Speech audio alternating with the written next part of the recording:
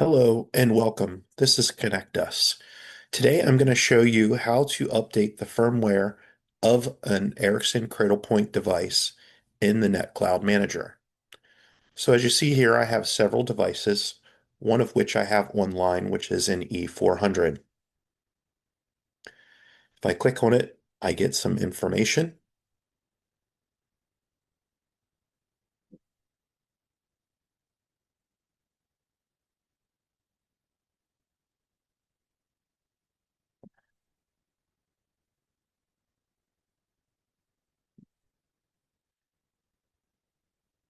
Here I see the firmware version. It is 72561. It has an update status pending. The configuration is synced. This is most likely not the latest NCOS version because I just took it out of the box and added it to my NetCloud Manager. So I'll show you the preferred method to getting devices dated. So we're going to create a group.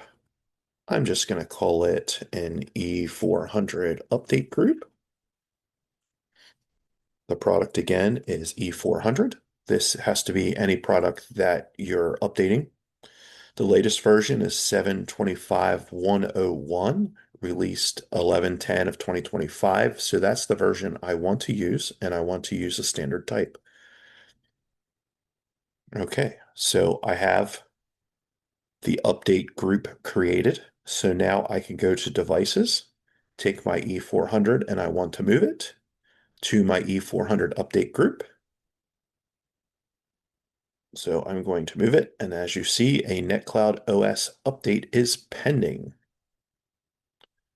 So it automatically initialized the update. If I wanted to do it manually, I could click on once it's in the group and I can either update, cancel the update, or retry the update. Right now it is working.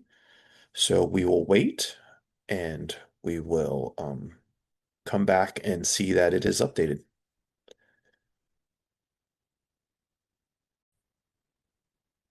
All right, and we did an update, and there we have it. The NCOS version is now 7.25.101.